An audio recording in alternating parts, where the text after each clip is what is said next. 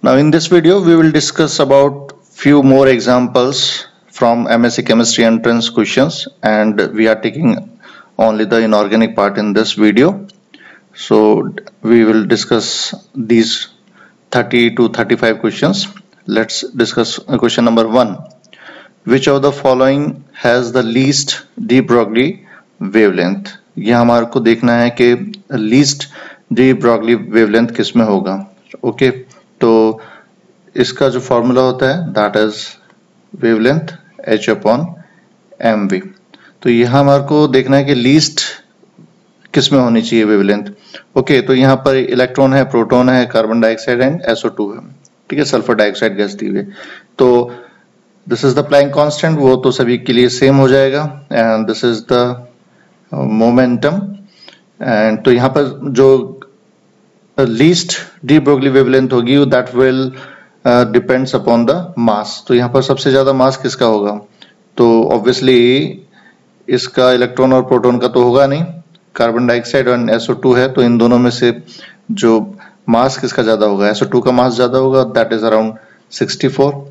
ठीक है, तो इसका जब मास ज्यादा होगा तो इसकी जो वेवलेंथ होगी that will be the least होगी. तो हमारा जो आंसर हो जाएगा that is sulphur dioxide. Next is the geometry of AsF5 में पूछा गया है. आर्सेनिक पेंटा फ्लोराइड में पूछा गया है. तो इसमें हमारे को हाइब्रिडाइजेशन पता होना चाहिए. तो हाइब्रिडाइजेशन निकालने का we can use the formula. अगर हमें हाइब्रिडाइजेशन निकालना है तो हम ये फॉर्मूला यूज कर सकते हैं.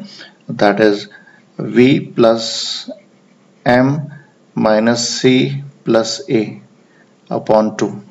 ठीक है, इस फॉर्मूले से हम किसी का भी हाइब्रिडाइजेशन निकाल सकते हैं. तो यहाँ पर V क्या है? That is the valence electron of the central atom.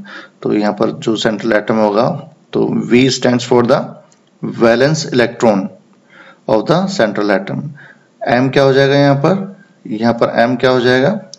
M will be the number of monovalent atom. number of monovalent atom हो जाएगा. ओके, और C यहाँ क्या होगा? That will be the charge on cation. अगर मान लो यहाँ पर इसके ऊपर कोई चार्ज होता है पॉजिटिव, तो charge that will be the charge on cation. और A यहाँ क्या हो जाएगा? That will be the charge on A9. That will be the charge on A9. ठीक है, तो इस फॉर्मूले से हम किसी का भी हाइब्रिडाइजेशन निकाल सकते हैं. तो यहाँ पर V क्या है? That is the valence electrons of the central atom. तो यहाँ पर इसका बिकॉज ये कौन से ग्रुप का है? That is from the nitrogen group का. ठीक है, तो ये नाइट्रोजन ग्रुप से है. तो इसके वैलेंस इलेक्ट्रॉन कितने हो जाएंगे? 5 हो जाएंगे. ठीक है, तो 5 प्लस मोनोवेलेंट कितने हैं? वो भी 5 है. अच्छा, इसके ऊपर कहीं पर भी कोई पॉजिटिव या नेगेटिव चार्ज नहीं है, तो that will B divide by 2. तो इसका क्या आ जाएगा? 10/2. That means 5.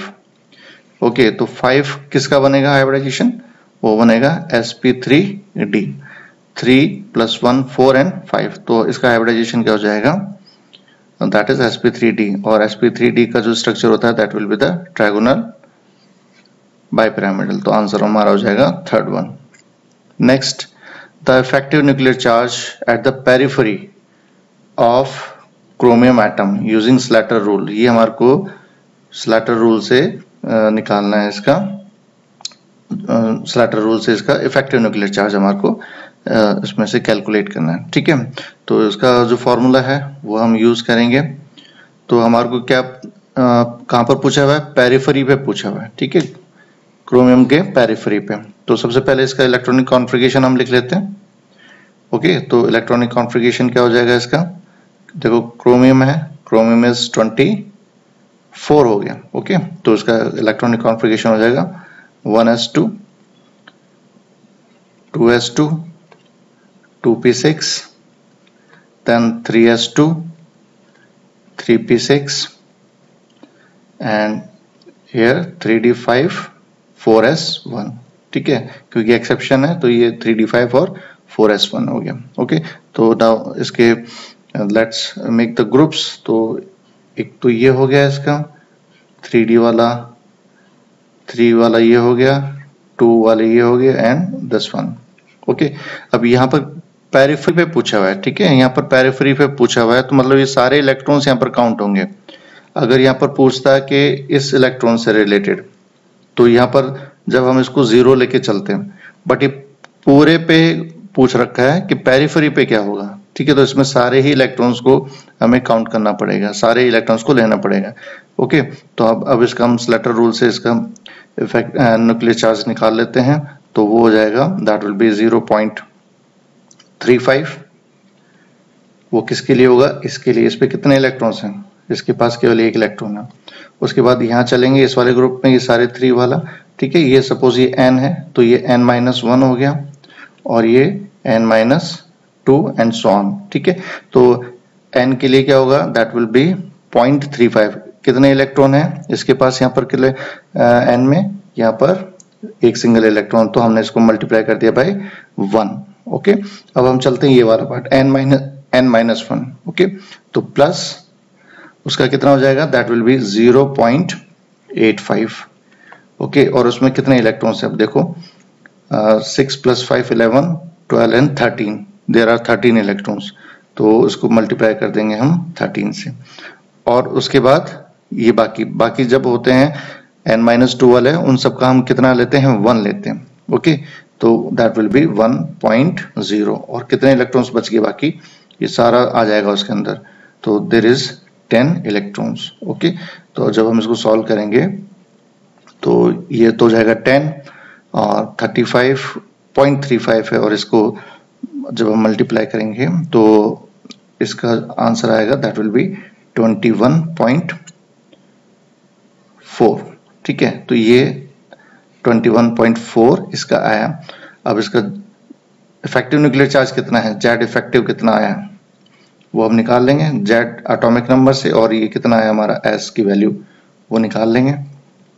तो एटॉमिक नंबर कितना होता है, दैट विल बी 24 माइनस 21.4, तो इसका जो आंसर हो जाएगा वो कितना आ जाएगा, दैट विल बी 2.60, ठीक है। तो ये हमारा आंसर हो जाएगा, दैट विल बी 2.60। तो इसका जो आंसर है that will B this 4th one, ठीक है, ये वाला इसका आंसर हो जाएगा। तो यहाँ पर ये थोड़ा सा ट्रिकी क्वेश्चन पूछा हुआ है, यहाँ पर पेरिफेरी पे पूछा हुआ है। अगर पेरिफेरी पे पूछा हुआ तो इसका मतलब सारे इलेक्ट्रॉन्स काउंट होंगे। अगर ये पूछता कि calculate the effective nuclear charge in 4s, तो यहाँ पर 4s उस टाइम पे यहाँ पर हमें क्या लेना पड़ता, वहां पर लेना पड़ता 0.35 इंटू 0, ठीक है। जिस इलेक्ट्रॉन पे हम देखते हैं तो उसके बाद वो एक माइनस कम हो जाता है, एक कम कर देते हैं, तो यहाँ पर तो एक ही है तो वो 0 हो जाता है, बाकी सारी वैल्यूज इतनी रहती, ठीक है। तो उससे इसका आंसर दूसरा आता। तो ये ध्यान में रखना, इसने पेरिफेरी पे पूछा यानी सारे इलेक्ट्रॉन्स के लिए पूछा हुआ है। Okay, next is theoretical value of magnetic moment of gadolinium 3+। इसका यहाँ पर मैग्नेटिक मोमेंट पूछा है, ठीक है। तो उसका फॉर्मूला हमें पता ही है, उसका फॉर्मूला क्या होता है, that is mu, that is √n+2। तो यहाँ हमारे को ध्यान में रखना है कि इसके नंबर ऑफ अनपेयर्ड इलेक्ट्रॉन्स हम इसमें से कैलकुलेट कर लेंगे और हमारा आंसर आ जाएगा। तो let's do the unpaired electrons. तो इसका जो एटॉमिक नंबर होता है, इसका एटॉमिक नंबर होता है दैट इज 64, ठीक है, 64 इसका एटॉमिक नंबर होता है। ओके, सो अब यहाँ चलते हैं। जब इसका इलेक्ट्रॉनिक कॉन्फ़िगरेशन हम लिखेंगे तो इसका इलेक्ट्रॉनिक कॉन्फ़िगरेशन लास्ट, क्योंकि ये जो है लैंथेनाइट सीरीज का है, तो ये हो जाएगा 4f7 5d1 एंड 6s2, ठीक है। ये तो है 64 का, और लेकिन अब यहाँ पर कितना चार्ज है, दैट इज 3+। ओके, तो 3+ का मतलब है कि ये दोनों यहाँ से इलेक्ट्रॉन और यहाँ से इलेक्ट्रॉन निकल जाएंगे। तो अब क्या बचा, that will B 4f0 5d1 and 6s2, यही बचा हमारे पास। सॉरी, ये सारे 0 हो गए, सॉरी एक मिनट, यहाँ पर क्या हो जाएगा, ये 7 हो गया और ये सारे क्या हो जाएंगे, 0 हो जाएंगे। ठीक है, तो हमारे पास 4f7 बच गया। तो 4f7 में कितने ऑर्बिटल्स होते हैं, f के अंदर कितने ऑर्बिटल्स होते हैं, 7। ओके, तो 1 2 3 4 5 6 एंड 7। तो हमारे पास f में 7 ऑर्बिटल्स होते हैं और 7 इलेक्ट्रॉन्स यहाँ पर है, 1 2 3 4 5 6 एंड 7। तो नंबर ऑफ अनपेड इलेक्ट्रॉन्स कितने हो गए, 7 आ गया। ठीक है, तो 7 प्लस 2 ये कितना आ जाएगा, that will B 7 into 9, that will B, इसका हो जाएगा दैट विल बी 63, और 63 का अंडर रूट निकालेंगे हम तो वो आ जाएगा that come out to be 7.9 के आसपास आना चाहिए। तो 7.9 इसमें होना चाहिए। ओके, हाँ 7.94 इसका एग्जैक्ट ये आ जाएगा। तो हमारा आंसर हो जाएगा दिस फर्स्ट वन। ठीक है, तो ऐसे हम ये मैग्नेटिक मोमेंट पे बहुत सारे क्वेश्चन आते हैं। तो हमारे को सबसे पहले उसका इलेक्ट्रॉनिक कॉन्फ़िगरेशन सही ढंग से आना चाहिए, उसका एटॉमिक नंबर पता होना चाहिए और उस पर कितना ऑक्सीडेशन स्टेट है उसके उतने इलेक्ट्रॉन को माइनस करके हम उसके अनपेड इलेक्ट्रॉन को कैलकुलेट करके वैल्यूज निकाल लेंगे।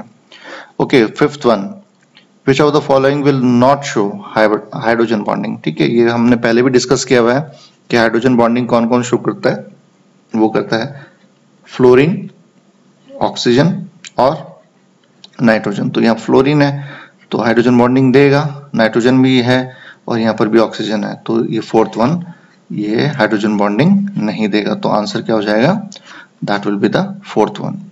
The oxide which give the hydrogen peroxide on treatment with dilute acids. Okay, तो ये इसमें हाइड्रोजन पेरोक्साइड देगा। तो ये ध्यान में रखना है कि एल्कली मेटल और एल्कली अर्थ मेटल्स वहां पर इसका रिएक्शंस होते हैं।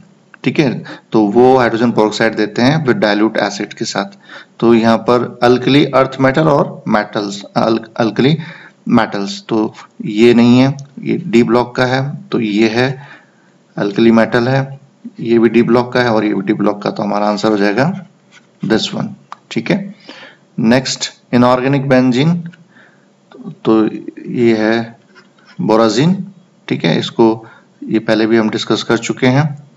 इनकरेक्ट और the correct order of increasing size, यहाँ पर साइज के ऊपर यहाँ पर क्वेश्चन पूछा गया है। ओके, तो इसका साइज को हम अब यहाँ पर देखो, यहाँ पर हमने पहले डिस्कस किया हुआ है कि जो एनाइंस होते हैं उनका साइज बड़ा होता है। एनाइंस, उनका size is more than the atom, और उससे ज्यादा और सबसे कम किसका होता है, साइज कैटाइंस का। अब यहाँ पर सारे कैटाइंस हैं।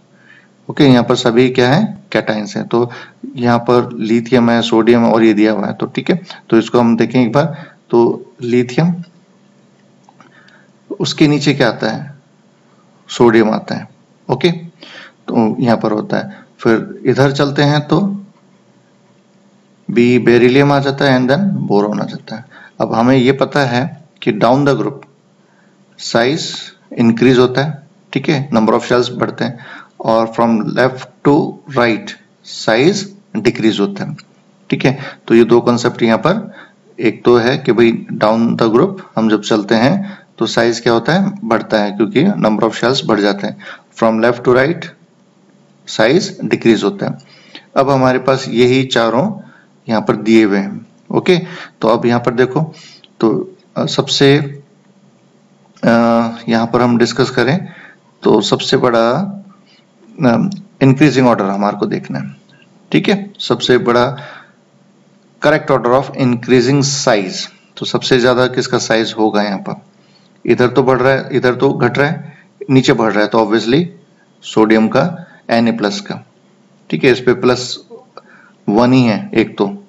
ठीक है, फिर ऑब्वियसली इसका साइज इससे बड़ा होगा, तो Li+, क्योंकि ये दोनों +1 है। अच्छा, उसके बाद यहाँ पर B है और Be है। ठीक है, और यहाँ पर B पे, बोरोन पे +3 है, तो इसका साइज सबसे क्या हो जाएगा, सबसे यहाँ पर फिर बेरिलियम है। ओके, तो अब इसका जो आंसर होगा दैट विल बी, यानी अब हम इसमें इसको चेक करते हैं तो इंक्रीजिंग ऑर्डर देखना है हमारे को। तो इस पे +3 है तो इसका साइज और छोटा हो गया, उसके बाद ये आएगा, उसके बाद ये और फिर ये, तो हमारा आंसर हो जाएगा दिस सेकंड वन। ठीक है, तो सबसे ज्यादा बड़ा साइज होगा that will be the this Na, sodium का, सोडियम आयन का।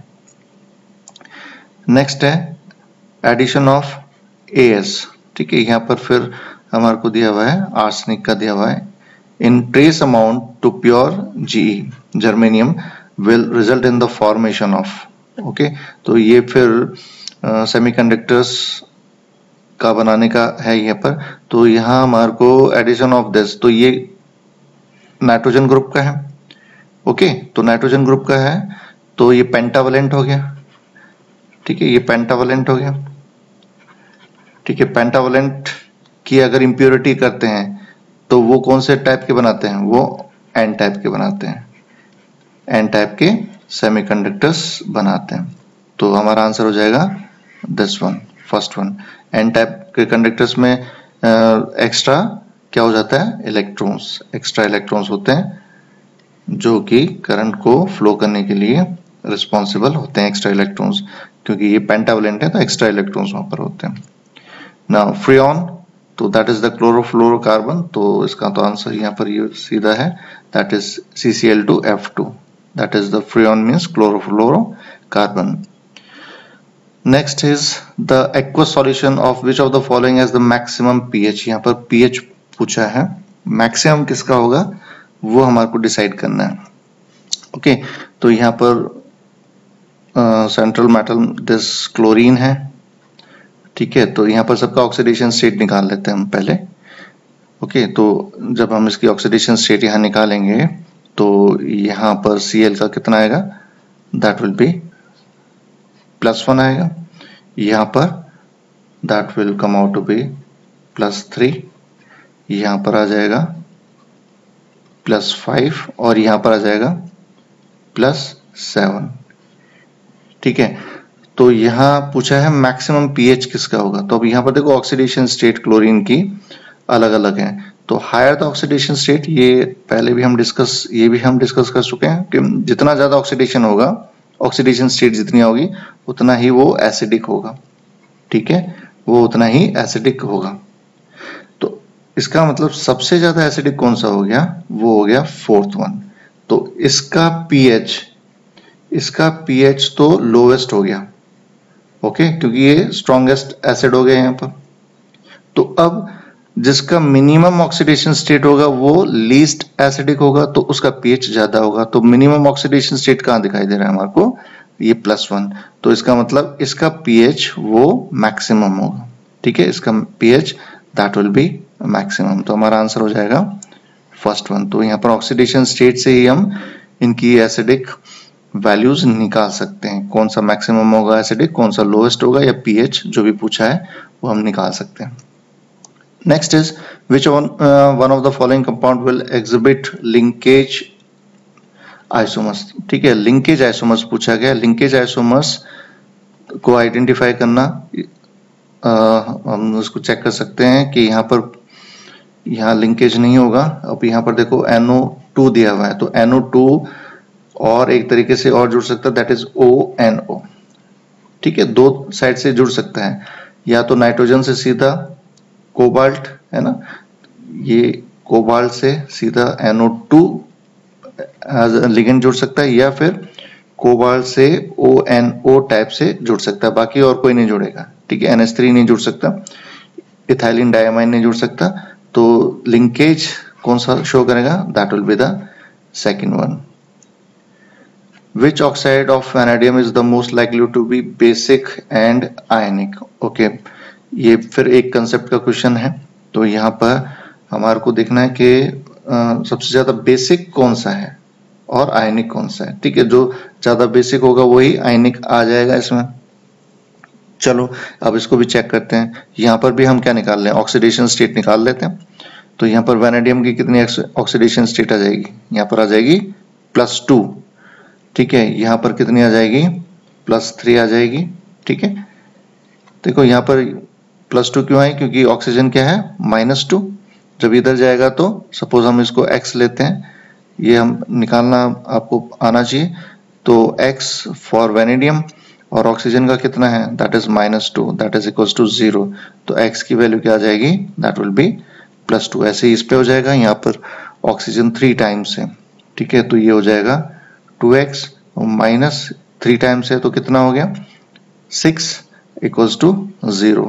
तो x की वैल्यू कितनी आएगी, दैट विल बी +3। तो यहाँ पर सेम ऐसे ही इसका निकाल सकते हैं। यहाँ पर कितना आएगा oxidation state, that will B +4 और यहाँ पर आ जाएगा दैट विल बी +5। ओके, तो ये ऑक्सीडेशन स्टेट्स हमारे पास आ चुकी हैं। ओके, तो फिर वही कंसेप्ट लगेगा कि जितना ज्यादा ऑक्सीडेशन स्टेट वो उतना ही ज्यादा एसिडिक होगा, वो उतना ही ज्यादा एसिडिक होगा। तो ये सबसे एसिडिक हो गया और हमारे को क्या पूछा है, बेसिक। तो जो बेसिक होगा वही आयनिक होगा।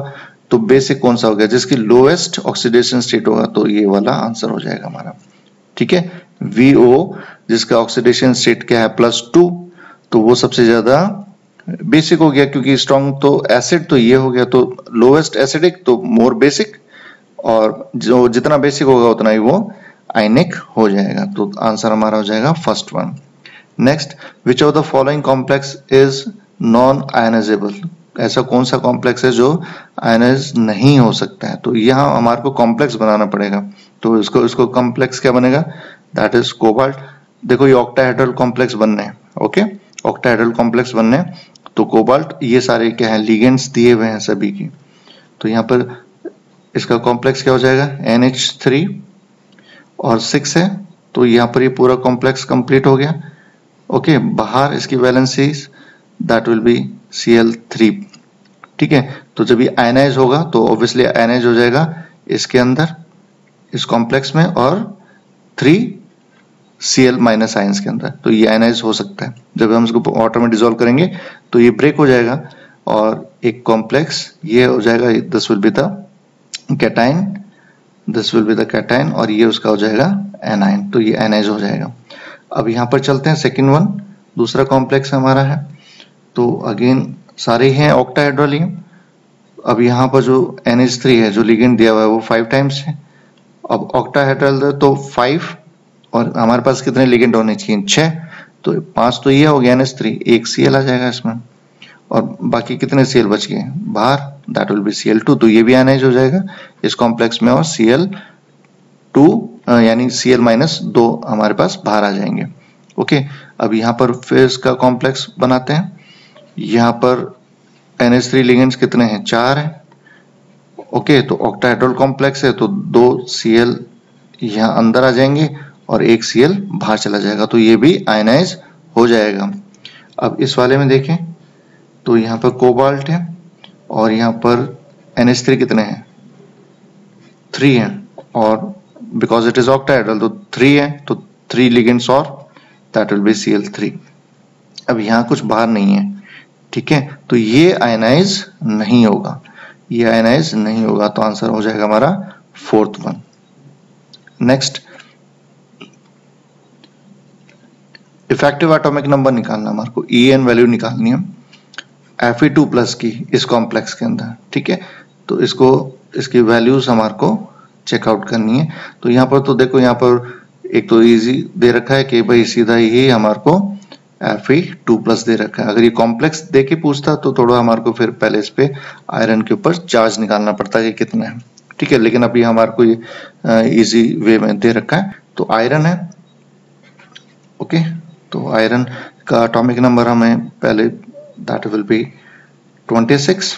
ओके, तो दैट विल बी 26। लेकिन अब यहाँ पर चार्ज कितना है इस पे, 2+, तो यानी अब हमारे पास इसके पास कितने इलेक्ट्रॉन्स हो गए, दैट विल बी 24। ठीक है, अगर हम इसका इलेक्ट्रॉनिक कॉन्फ़िगरेशन लिखते हैं तो that will B 3d6 4s2। लेकिन अब ये क्या है, क्या बना है, Fe2+, तो अब इसका क्या हो जाएगा, Fe2+ का that will B 3d6 4s0, 3d6 4s0 हो गया।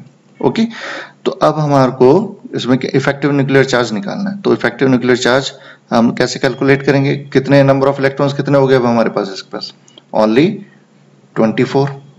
ठीक है, अब लिगेंड्स कितने दिए हुए हैं?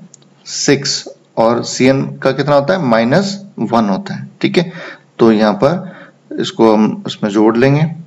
ठीक है, उससे इलेक्ट्रॉन्स हमारे को कितने मिले? हर लिगेंड से हमारे को कितने इलेक्ट्रॉन्स मिलते हैं? 1 lone pair.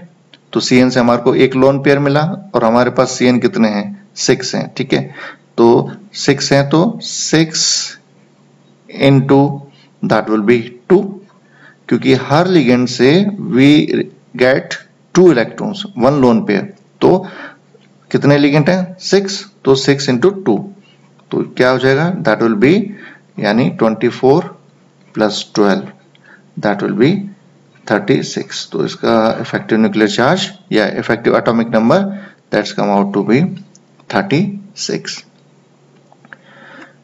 Which is use as a cancer chemotherapy. तो इसको याद करना है, दैट इज सिस्प्लैटिन। ये बहुत ही यूज होता है कैंसर ट्रीटमेंट के लिए, that is known as cisplatin.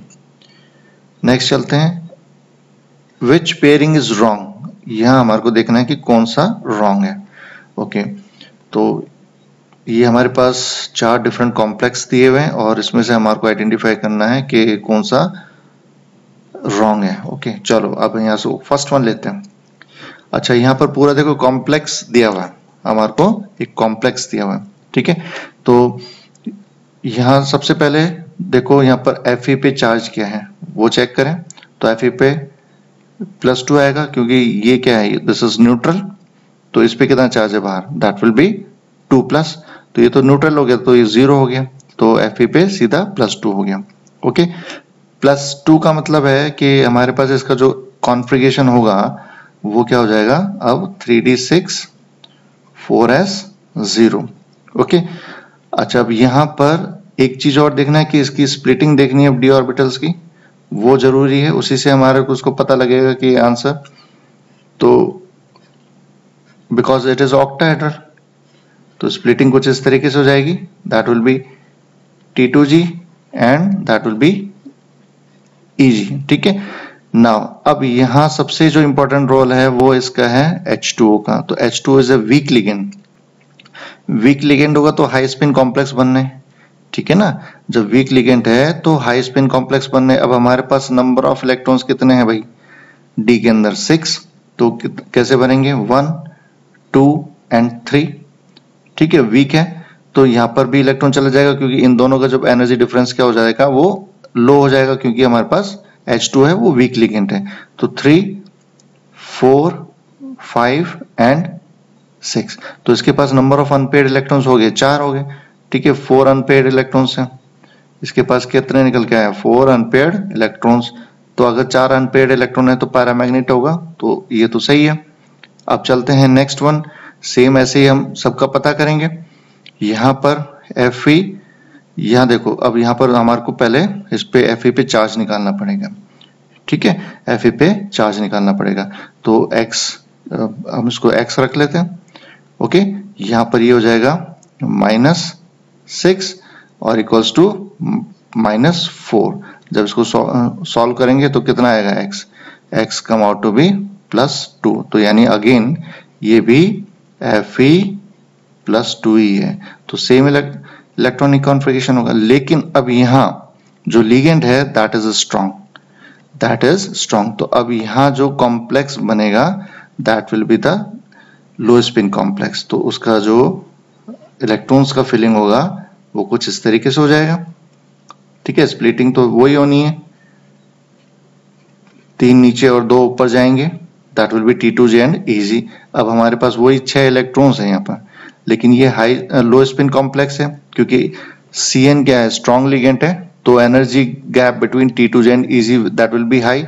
तो अब यहाँ पर 6 इलेक्ट्रॉन कैसे भरे जाएंगे? दैट विल बी 1 2 एंड 3, और ऊपर नहीं जा पाएंगे तो 4 5 एंड 6, तो सारे के सारे यहाँ भरे जाएंगे। तो इसके पास कोई भी अनपेयर्ड इलेक्ट्रॉन नहीं है, तो अनपेयर्ड इलेक्ट्रॉन नहीं होगा तो ये क्या हो जाएगा? ये कॉम्प्लेक्स क्या है, दैट विल बी डायमैग्नेटिक, और यहाँ क्या दिया हुआ है, पैरामैग्नेटिक, तो ये तो क्या हो गया, डायमैग्नेटिक। तो और हमारा जो क्वेश्चन में दिया हुआ वो है पैरामैग्नेटिक, तो ये ही गलत हो जाएगा, तो that will be the wrong one. ठीक है, ये गलत हो जाएगा। बाकी इनको भी चेक कर लेते हैं। इसमें दिया हुआ है कोबाल्ट F6 3-, तो अगेन हमें इसमें क्या करना है, सेम वही है कि कोबाल्ट का हमारे को उसका एटॉमिक नंबर देख के, और F क्या है यहाँ पर, again this is the week ligand. ठीक है, तो वीक लिगेंड होगा, तो यहाँ पर भी जो इलेक्ट्रॉन्स होंगे कुछ इस तरीके से भरे जाएंगे, पहले नीचे वाले फिर ऊपर वाले, तो इसका भी पैरामैग्नेटिक आएगा, तो ये भी सही है। अब इसका देखते हैं, यहाँ पर निकेल का ऑक्सीडेशन स्टेट क्या है, दैट विल बी 0। ठीक है, यहाँ पर 0 होगा क्योंकि इसका कितना होता है, ये this is neutral, this is neutral. ठीक है, ये न्यूट्रल होता है, तो यहाँ पर इसका ऑक्सीडेशन क्या स्टेट होगा, दैट विल बी 0। तो अब यहाँ इसको चेक कर लेते हैं एक बार। तो निकेल का जो एटॉमिक नंबर होता है दैट विल बी 28 होगा। ओके, तो ये कैसे होगा इसका electronic configuration, that will B 3d8 and 4s2। Okay, अच्छा, अब यहाँ तो ये सारे ऑक्टाहेड्रल ज्योमेट्री के थे, लेकिन ये जो कॉम्प्लेक्स है वो हो जाएगा टेट्राहेड्रल, इसका हाइब्रिडाइजेशन होगा sp3। ठीक है, तो that will be the tetrahedral. अब इसका एक बार हम चेक कर लेते हैं कि इसको हम लिख रहे हैं 1 2 3 1 2 3 5। ठीक है, ये हमारा हो गया 3d, ये हमारा हो गया 4s, और ये हमारा हो गया 4p। ठीक है, 4s हो गया, ये 4p हो गया। अब यहाँ पर चेक करना है, तो देखो 1 2 3 4 5 6 7 और 8। ठीक है, ये हमारे को 8 दिख रहा है, तो इसका मतलब तो यहाँ तो 2 अनपेड इलेक्ट्रॉन हमारे को दिखाई दे रहे हैं, तो ये तो डायमैग्नेटिक नहीं होना चाहिए। लेकिन देखो क्या होता है यहाँ पर कि जो दूसरे इलेक्ट्रॉन्स जो इसके अंदर इलेक्ट्रॉन है, ये वाले जो इलेक्ट्रॉन्स हैं, जब ये कॉम्प्लेक्स बनाने के लिए तरफ जाता है, तब क्या होते हैं कि ये वाले इलेक्ट्रॉन्स के यहाँ पर देखो 2 अनपेड इलेक्ट्रॉन्स हैं, और हमारे को लिगेंड्स के लिए एम्प्टी ऑर्बिटल्स की रिक्वायरमेंट होती है। तो यहाँ से ये 2 इलेक्ट्रॉन्स, एक तो इसमें चला जाएगा और दूसरा चला जाएगा इसके अंदर, तो ये हो जाएगा खाली। ठीक है, ये हो जाएगा एम्प्टी। तो अब हमारे पास हाइब्रिडाइजेशन कौन सा है, sp3, तो एक s और ये 3p यूज हो जाएंगे। यहाँ पर क्या आ जाएगा, CO CO CO and CO, तो हाइब्रिडाइजेशन कौन सा हो गया, sp3, और ये सारे हो गए पेयर, तो अनपेड इलेक्ट्रॉन कोई भी इसके पास नहीं रहा, तो अनपेड नहीं रहा तो दैट विल बी डायमैग्नेटिक, तो ये भी डायमैग्नेटिक हो, तो हमारा आंसर हो जाएगा द सेकंड वन।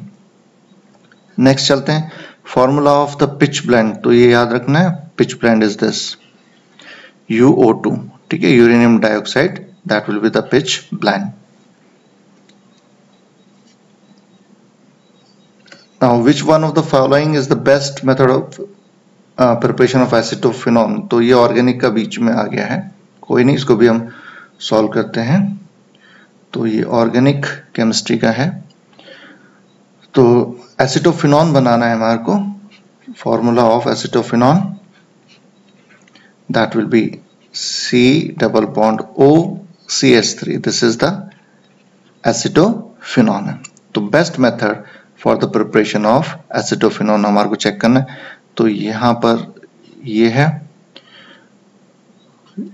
यहाँ पर C+OCl है, यहाँ पर साइनाइड है और ये NH2 है। तो जब ये सारा अगर हम चेक करते हैं तो this is the best method for the preparation of acetophenone. ठीक है, यहाँ पर ये जो है बेंजोइल क्लोराइड है, और बेंजोइल क्लोराइड ये कुछ इस तरीके से होता है, बेंजोइल क्लोराइड, तो इसका ग्रिग्नार्ड रीजेंट के साथ रिएक्शन करा रहे हैं।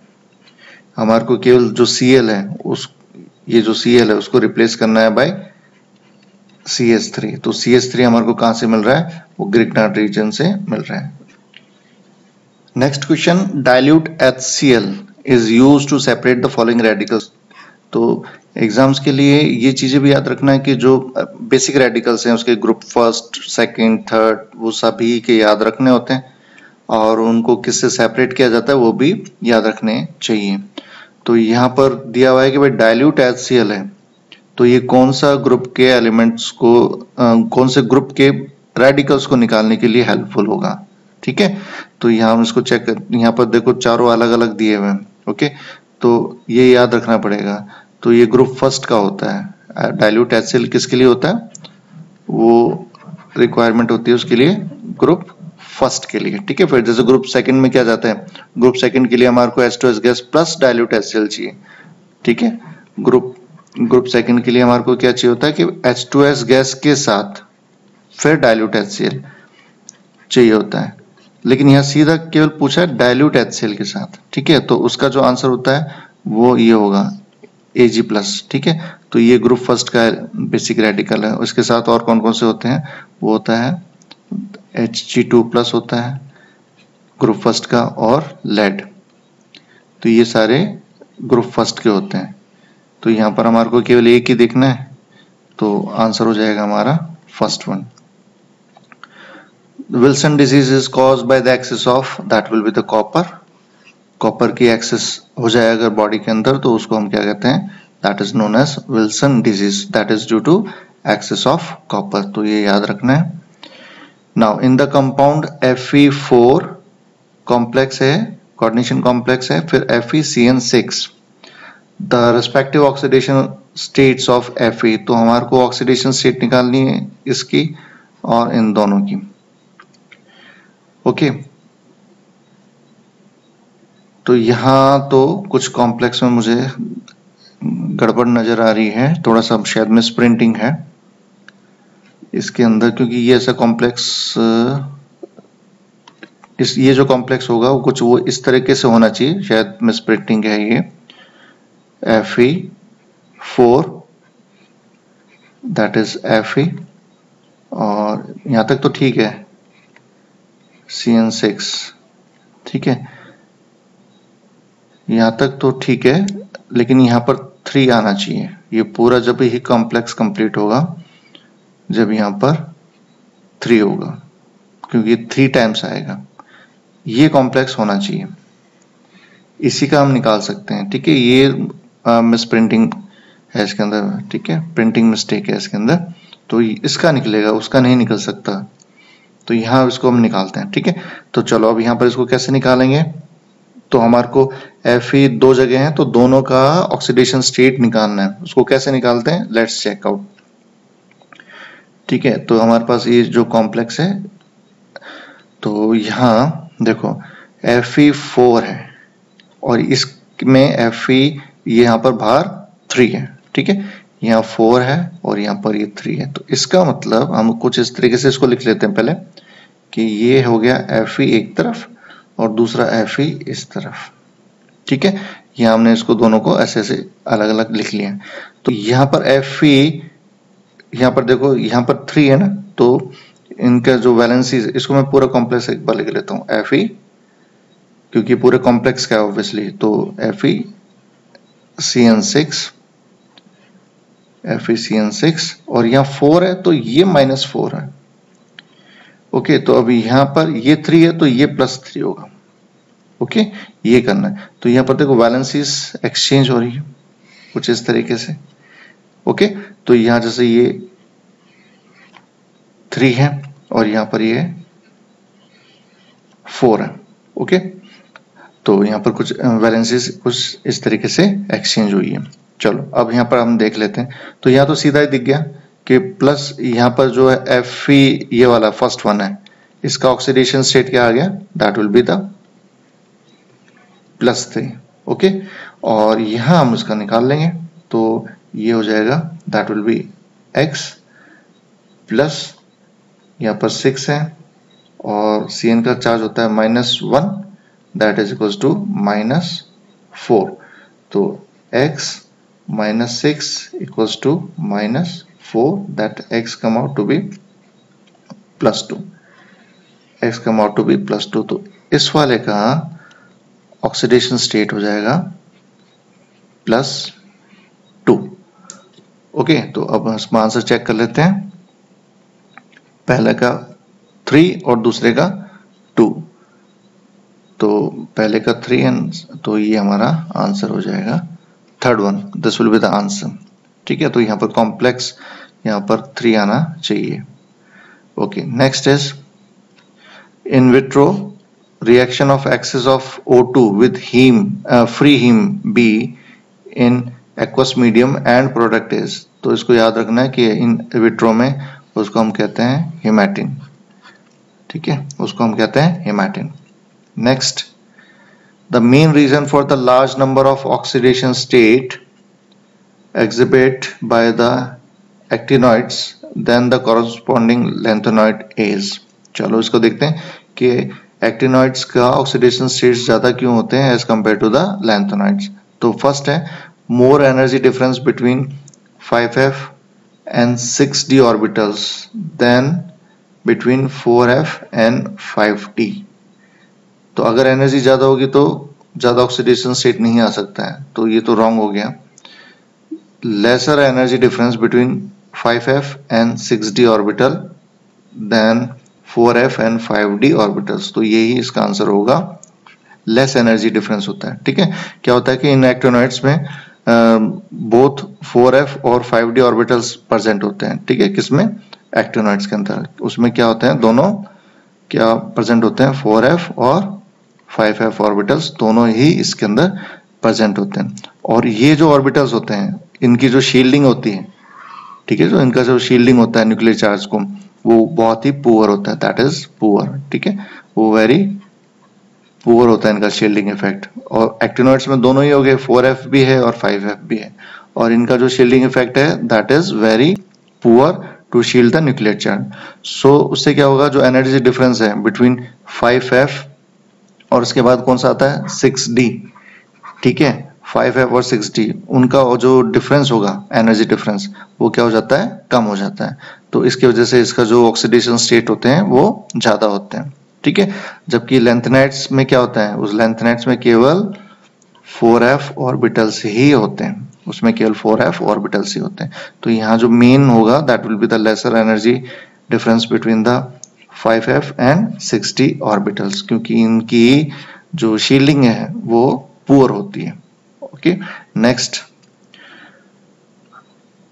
विच of the following has the zero dipole moment. तो यहाँ पर जीरो डायपोल मोमेंट हमारे को देखना है, और इसका डायपोल मोमेंट हम जब भी पता होगा जब हमारे को इसका शेप पता होगा।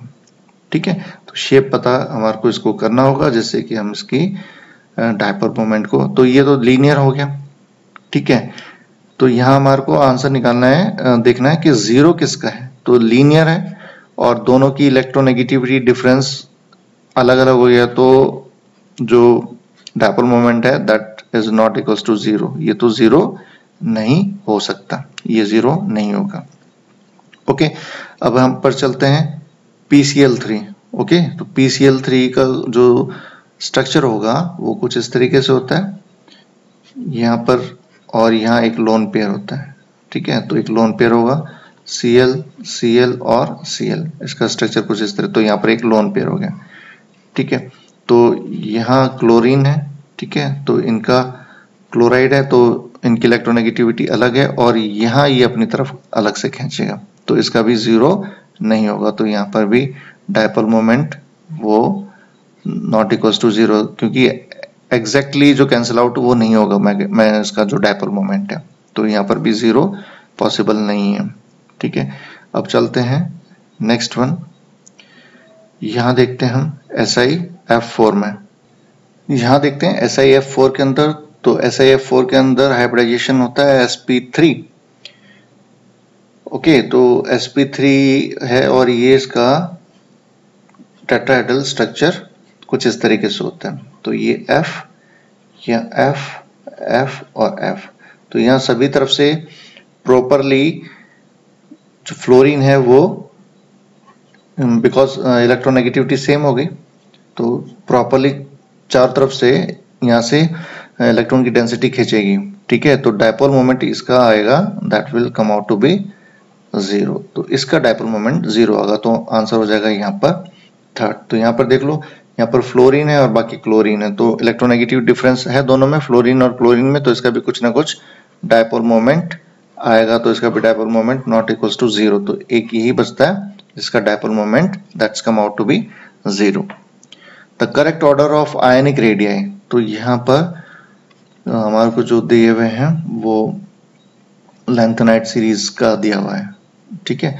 तो पहले इनको एक बार अरेंज कर लेते हैं हम। तो ये क्या हो गया, देखो अब यहाँ पर चलते हैं 3D सीरीज में, तो Sc उसके नीचे होता है एट्रियम हो गया, उसके बाद फिर लैंथेनम आ गया, ठीक है। उसके बाद फिर इस वाली सीरीज में लैंथेनाइट सीरीज में आगे चलेंगे हम, तो दिस यूरोपियम आ गया और फिर चलेंगे तो लुटिटियम आ गया। तो यही हमारे को सारे गिवन है, तो ये नहीं दिया हुआ है, ये नहीं है, बट ये 1 2 3 4 ये दिए हुए, ओके। अच्छा, यहाँ पर इसको फाइंड आउट करना तो ठीक है, क्योंकि सभी क्या है +3 है, तो दिक्कत यहाँ पर ज्यादा नहीं आएगी, सभी क्या है +3 है। तो ये तो लैंथेनाइट सीरीज का आ गया, ठीक है, ये हो गया लैंथेनाइट सीरीज की। और ये है डाउन द ग्रुप उसी में। अब जब यहाँ डाउन द ग्रुप चलेंगे तो साइज क्या होता है, बढ़ जाएगा, पहली बात तो साइज क्या हो जाएगा, बढ़ेगा, ओके। तो इन सब में से सबसे जो बिगर साइज का होगा वो होगा that will be the La यानी लैंथेनम, ये हो जाएगा, ओके। तो हम देखें यहाँ पर लैंथेनम यहाँ पर ही दिया हुआ है, चलो इसको एक बार और चेक करते हैं।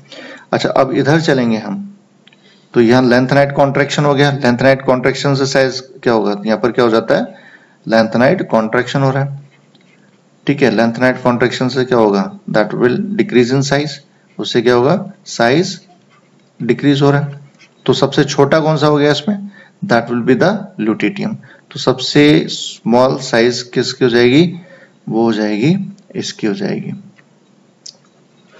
एक बार हम इसको पहले इसको देखते हैं, हाँ पहले यहाँ तो, क्योंकि ये यहाँ दिस इज 3D सीरीज और ये है 4D और ये है बाद के, ठीक है। तो यहाँ इसको पहले, हाँ तो यहाँ देखो, फिर एक बार इसको फिर चेक करते हैं, तो सबसे बड़ा साइज वो तो हो जाएगा लैंथेनम का 3+ का, ओके। उसके बाद किसका आना चाहिए, उसके बाद आएगा इसका साइज आएगा, ओके। तो यूरोपियम 3+, उसके बाद लुटिटियम ये आएगा और लास्ट में ये आएगा, क्यों, क्योंकि ये तो क्या है 5D सीरीज के हैं, ठीक है, और 5 ऑर्बिटल्स वाले आ गए तो लैंथेनाइट्स हैं, तो इनका तो साइज वैसे ही बड़ा है और इसका साइज छोटा है, तो सबसे जो स्मॉल साइज हो जाएगा वो हो जाएगा एट्रियम +3 का। तो this will be the correct order of ionic radii. अब इसको चेक करें कहाँ पर है ये, तो La सबसे ज्यादा होना चाहिए, तो यहाँ पर ये और फिर उसके बाद यूरोपियम, फिर लुटिटियम और फिर एट्रियम, तो आंसर हो जाएगा second one.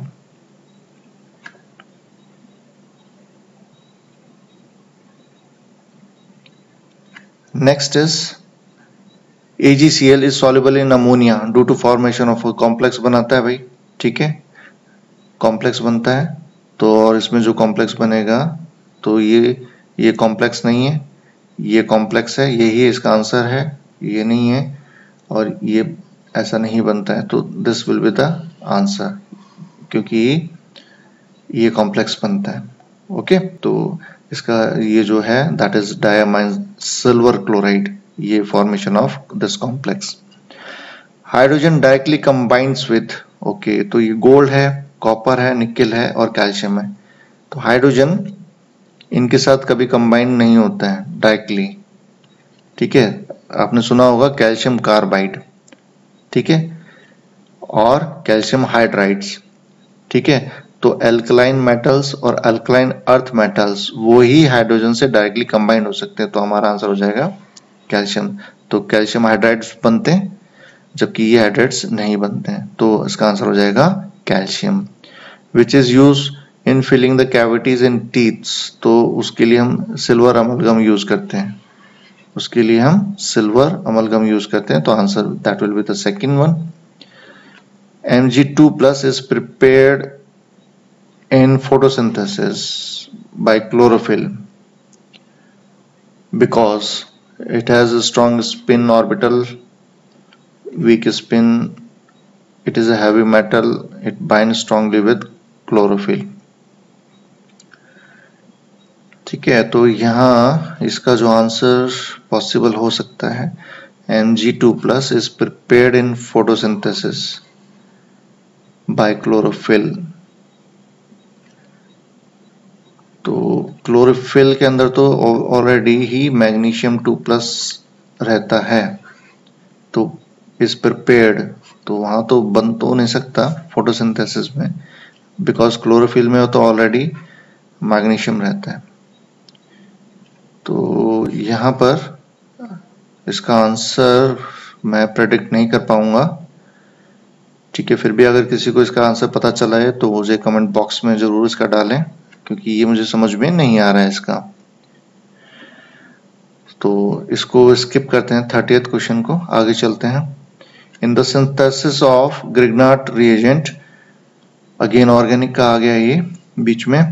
In the synthesis of Grignard reagent, ठीक है, RMGX बनाने के लिए एल्काइल हैलाइड्स, कोई भी एल्काइल हैलाइड होता है उसको हम मैग्नीशियम के साथ रिएक्शन करते हैं और उसके लिए हम ड्राई ईथर लेते हैं। ठीक है, बहुत ज्यादा रिएक्शंस के ऊपर यहाँ देखो क्या लिखा होता है, ड्राई ईथर लिखा हुआ होता है, तो उसी से हमारा RMGX बनता है, ग्रिग्नार्ड रिएजेंट बनता है। उसकी प्रिपरेशन जो होती है उसमें पढ़ा होगा आपने कि बिल्कुल ड्राई ईथर और विदाउट मॉइस्चर, वो सब चीजें होना चाहिए, तो आंसर होगा इसका that will be dry ether. The strongest acid strength is that of, अच्छा यहाँ पर अगेन हमारे को एसिडिक स्ट्रेंथ निकालनी है, बट यहाँ हम ऑक्सीडेशन स्टेट वाला कंसेप्ट यहाँ नहीं लगेगा, तो यहाँ पर H निकलने का, यहाँ से H निकलेगा, यहाँ से H निकलेगा और यहाँ से H निकलेगा। ठीक है, तो हमारे को स्ट्रॉन्गेस्ट एसिडिक स्ट्रेंथ निकालनी है। ओके, तो एसिडिक स्ट्रेंथ के लिए अगर कोई ज्यादा इलेक्ट्रोनेगेटिव लगा हुआ हो तो वहां पर फटाफट वो हाइड्रोजन रिमूव हो जाएगा। तो यहाँ पर देखो साफ दिख रहा है कि यहाँ पर 3 क्लोराइड्स हैं। ठीक है, जो CH3 था, जो एसिटिक एसिड है, जो एसिटिक एसिड था, उसमें क्या किया गया है कि ये सारे हाइड्रोजन रिप्लेस करके क्या लग गए हैं, क्लोराइड। ठीक है, Cl, Cl और Cl ये लग गए। ठीक है, कुछ इस तरीके से। तो ये सारे इलेक्ट्रोनेगेटिव है, हाईली इलेक्ट्रोनेगेटिव है, तो इलेक्ट्रॉन की डेंसिटी को ये अपनी तरफ खींचेंगे सारे, तो यहाँ पर इस हाइड्रोजन का निकलना उतना ही इजी हो जाएगा। ठीक है, यहाँ पर Cn है, ऑब्वियसली वो भी इलेक्ट्रॉन विड्रॉइंग ग्रुप है, यहाँ पर 2 हाइड्रोजन ही हैं और O है, तो यहाँ पर इतना जल्दी से हाइड्रोजन नहीं निकलेगा और यहाँ पर भी नहीं निकलेगा। तो सबसे ज्यादा जो एसिडिक स्ट्रेंथ होगा वो इन 3 क्लोराइड्स की वजह से the answer will be the 4th one. Of the following species the central atom has the type of hybridisation which is not the same as that present in other 3। Okay, तो ये जो question है इसमें ये कह रहा है कि 3 का हाइब्रिडाइजेशन सेम होगा और 1 का डिफरेंट होगा, तो हमारे को इसमें चेक करना है कि किसके हाइब्रिडाइजेशन कौन कौन से हैं। ओके, तो वही हम फॉर्मूला यूज करेंगे जो स्टार्टिंग में हाइब्रिडाइजेशन निकालने के लिए मैंने लिखा था। ठीक है, इसको हम दोबारा मैं यहाँ लिख रहा हूँ उस फॉर्मूले को, और फिर हम इसको मैं सबको चेक करते हैं। ठीक है, तो हाइब्रिडाइजेशन निकालने के लिए जो हमने फॉर्मूला यूज किया था that is the valence electron of the central metal atom. उसके बाद क्या था, M, that stand for the number of monovalent atom। उसके बाद क्या था, -C plus A। -C means जो था that will be the charge on cation, उसको माइनस करते, और अगर anion है तो charge on anion उसको हम यहाँ पर ऐड करते, that is divided by 2। अभी हम एक एक को ले लेते हैं। तो पहला हमारा क्या दिया हुआ है, that is PCl5। ठीक है, तो PCl5 का हम हाइब्रिडाइजेशन निकाल लेते हैं इसी फॉर्मूले से। तो सेंट्रल एटम कौन सा है, दैट इज फास्फोरस। ओके, उसका वैलेंस इलेक्ट्रॉन्स कितने होते हैं, 5 होते हैं। ठीक है, क्योंकि वो नाइट्रोजन ग्रुप का है, P पे 5 वैलेंस इलेक्ट्रॉन्स हो गए। मोनोएटॉमिक कितने लगे हुए हैं, क्लोरीन 5 लगे हुए हैं, इस पे कोई प्लस या माइनस साइन नहीं है, तो डिवाइडेड बाय 2, तो दैट इज 10/2 यानी 5। अच्छा 5 किसका हो सकता है, वो हो सकता है sp3 और D, वही 3 + 1 4 एंड 5, तो sp3D का हाइब्रिडाइजेशन होगा। सेकेंड वन है SF4, ठीक है। तो यहाँ पर सल्फर है, इसका जो वैलेंस इलेक्ट्रॉन्स कितने होंगे, दैट विल बी 6, ठीक है। ऑक्सीजन फैमिली का है ये। अच्छा मोनोएटॉमिक कितने लगे हुए हैं, 4 लगे हुए हैं, और इस पे भी कोई प्लस या नेगेटिव साइन नहीं है, तो डिवाइडेड बाय 2, वही 10/2, तो इसका भी क्या आ जाएगा 5, तो ये भी क्या हो जाएगा sp3D, इसका भी हाइब्रिडाइजेशन सेम। फिर है हमारे पास I3-, ओके। तो इसके वैलेंस इलेक्ट्रॉन्स कितने होते हैं, जितने भी हैलोजेंस होते हैं उसका वैलेंस इलेक्ट्रॉन कितने होते हैं, 7, ओके। अब यहां पर देखो दो आयोडीन और लगे हुए हैं, ठीक है, आयोडाइन और लगे हुए हैं, तो 2 लिखेंगे हम यहाँ पर, क्योंकि ये देखो यहाँ पर ये I है और इससे 2 I जुड़े हुए हैं, ओके, कुछ इस तरीके से, तो ये तो सेंट्रल हो गया, तो इन्हीं को तो मानेंगे हम 2, ठीक है। तो यहाँ तो देखो फ्लोरीन है 4 है तो ठीक है, यहाँ पर 5 है तो ठीक है, बट यहाँ पर तो सेंट्रल एटम भी यही हो गया और इससे जो साइड बाय लगा हुआ है वो भी यही हो गया, तो 7 + 2 ये हो जाएगा। अच्छा अब यहाँ पर देखो, यहाँ पर बिकॉज यहाँ पर कितना चार्ज है, -1, ठीक है, तो यहाँ पर हमारे को ऐड करना है चार्ज ऑन एनाइन, तो 1 है तो 1, दैट इज 2, तो 7 10 ये हो गया, तो इसका भी हाइब्रिडाइजेशन क्या निकल के आएगा sp3D, ठीक है, ये भी कैंसिल आउट हो गया, तो sp3D, तो यही बच गया, तो यही आंसर होना चाहिए। फिर भी हम इसका हाइब्रिडाइजेशन निकाल लेते हैं, दैट इज SbCl5 ओके। तो इसको हम चेक कर लेते हैं, यहाँ पर ये क्या हुआ है, दिस इज एंटीमनी, और इसका भी वैलेंस इलेक्ट्रॉन्स कितने होते हैं, that will B 5 he monovalent जुड़े हुए हैं, और इस पे चार्ज कितना है, नेगेटिव चार्ज, तो उसको हमारे को क्या करना है, ऐड करना है, डिवाइडेड बाय 2, तो ये यहाँ पर डिफरेंस आ गया, दैट इज 12/2, दैट इज 6। अगर 6 है तो हाइब्रिडाइजेशन क्या होगा, sp3, तो 4 हो गए और 2 बच गए, तो sp3D2, तो इसका hybridization that will be different, तो this will be the answer, ये हमारा करेक्ट आंसर हो जाएगा।